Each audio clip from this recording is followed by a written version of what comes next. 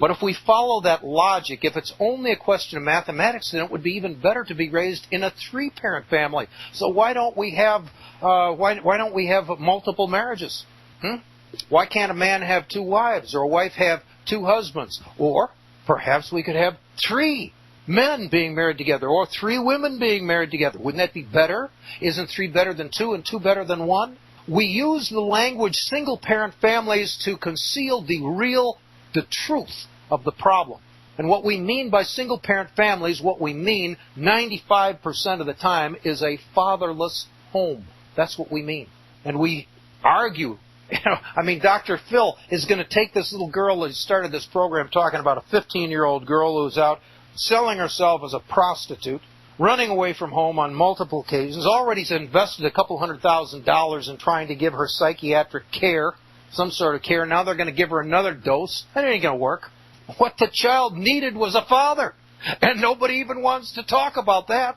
Nobody even wants to. They're just saying he's talking to the mom and he congratulates her about how tough she is because she doesn't want to take the daughter back. All right?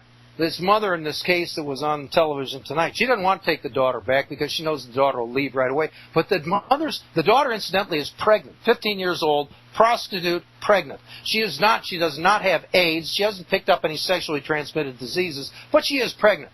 The word comes out on the program and the mother is unmoved. There's not a tear in her eye. This is a situation that I look at and I say, to me, if I was on that program, I'd say, Mom, where's Dad? And I'd listen to some cock and bull story about how there was a divorce and there were irreconcilable differences. I don't care if you got irreconcilable differences. If you are married and you have children, you don't file for a divorce unless somebody has committed physical violence against the other members of the family. Under those circumstances, yeah, I can go along with a divorce. But irreconcilable differences, all that means is you want a fresh man between your legs. That's all it means. Or maybe you don't want any man at all.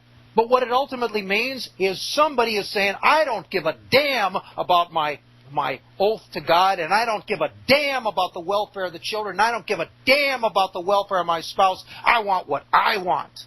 And I'm prepared to destroy every life around me to have what I want. If I were making the laws on divorce, I guarantee you the way it'd be. You want a divorce? Fine. You can have a divorce anytime you want. But here's the deal.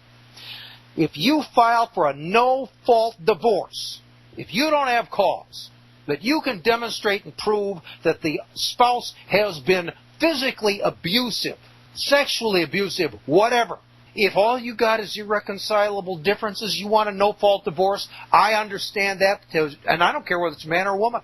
You want a no-fault divorce, we'll give you one. But here's the deal, Bubba. You're going to lose custody. Okay? Because what you're saying is your personal happiness is more important than not only your spouse's happiness, but also the happiness and future of your children. Anyone who files for that no-fault divorce is only saying, me, it's all about me, it's all about me. I want what I want, to hell with everybody else. And to hell even with my oath to God. To hell with all of it, it's all about me. Do what thou wilt is exactly the fundamental motto of, I can't remember his name, but witchcraft, sorcery, Satanism. Do what thou wilt. Doesn't matter, whatever you want. Do what you want to do. Do what you want to do. Don't do what God says. Don't do what you promised to do. Change your mind any time you want. You're entitled. You women are entitled to change your mind any time you want. Yeah. No, you're not. It's time the women in this country started behaving themselves like adults rather than responsible adults, rather than a pack of greedy, money-grubbing sluts who think they can get away with murder because they have been getting away with murder. 40 million children murdered by their moms in my lifetime. What, a little over 40 years now? Something like 40 years abortion's been legalized. We're talking about, I don't know, 1 million children a year on average murdered. That's all. Mom, it's inconvenient to have the child, so let's just kill the child. But we're still going to just respect you, ladies. We respect. I just want you girls to know that, boy, do we men respect you. Because, after all, it's not like you kill all your children, right, girls? You just kill 1 out of 4. So there's cause for real celebration, and maybe we should even have a special award for Mother's Day. From the survivors. The children, let's have a special award for Mom on Mother's Day from the children she didn't murder. We could have a card from Hallmark says, "Thanks, Mom, for not murdering me." And we wouldn't sell many. I mean, all of the kids survivors, all of the children today, they could buy the card, "Thank you, Mom, for not murdering me." Happy Mother's Day. And for some of them who still even have their biological father, they could say, "Thanks, Mom, for not murdering me and from not stripping me of my relationship to my biological father and thereby crippling me." It's a hallmark moment, folks. Let me give you one more point, though.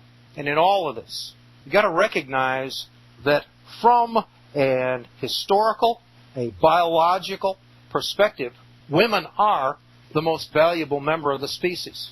Women are more valuable innately than men. Do you understand that? Most people wouldn't think that from listening to what I've said up until now, but it's the truth. Women have always been and will always be, and that's why they're allowed to get away with murder, because they're more valuable. Why are they more valuable? You can see that answer in the Bible to some degree. There's a passage in there where God says, "Go forth, be fruitful, and populate the earth." Well, insofar as that is the mandate of not only our species, but virtually every species, I guarantee from the sparrow's perspective, what the world needs is more sparrows. And cats believe if it was up to cats, there'd be nothing but cats in the world. And the same thing with every other species. Every species is constantly fighting to survive and propagate, and not merely maintain its numbers, but expand its numbers. Now, we run into environmental limits on that. I mean, there are limits and species die. You get too many animals, too many rabbits in a particular area, and all of a sudden the rabbits start dying for lack of food, or too many wolves. They clean out all the prey, and then the wolves start to starve to death. There is a balance, we understand that, but nevertheless, given that the fundamental drive in the species is to propagate, women, insofar as that's true, women are more valuable than men. And the reason for that is that you can take a population that's 50-50. Take 100 people, 50 of them are adult men, 50 of them are adult women.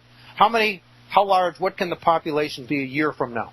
It could be 150. Operating on the assumption that all 50 of the females were fertile and all 50 of them conceived, then we can go from a population of 100, that's 50 men and 50 women, and next year we have 150. We've got 50 adult women, 50 adult men, and 50 children. We could have a population that was 99 men and 1 woman. Now what's the population going to be next year? The population is going to be 101. We've only got 1 woman.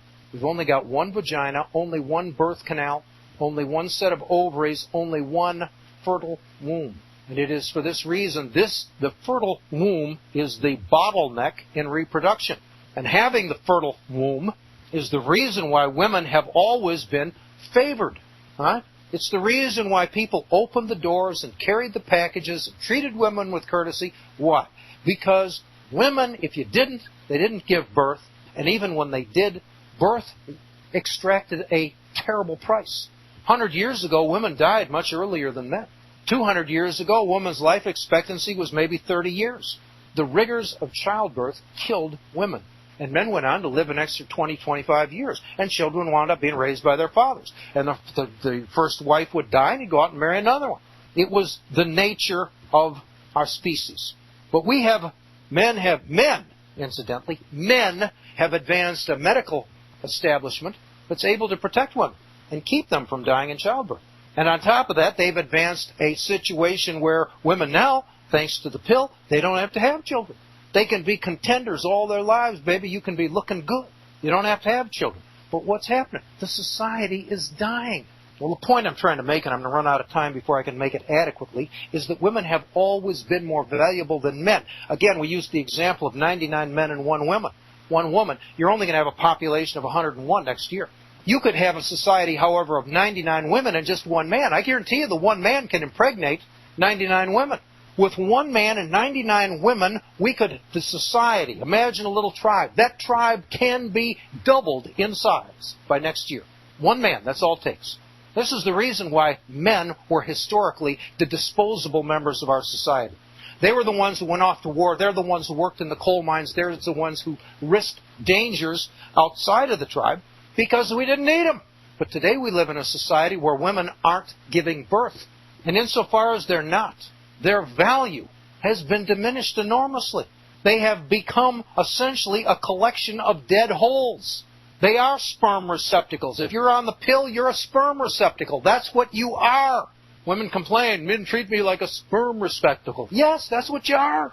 If you're on the pill, women have abandoned the fundament, the essence of their value, which is the capacity to give birth. It's been abandoned. It's been passed on. And yet they want to command the same respect that they once enjoyed. It's not going to happen. And as a result, I have no idea what's going on in this country, but in terms of gender relationships, it's one of those things where, boy, I'll tell you, if this isn't as tough as it can be, I don't know how it can get much worse. We're out of time. I doubt that I've addressed this program adequately, but at least it felt good to me. I want to thank you all for listening. I'll be back next week, and we'll deal with something that is less ranting, hopefully. But maybe not. You can never tell. I'm Alfred Adask. This is the American Independence Hour. Thanks for listening. Have a good weekend. God bless you all. Good night.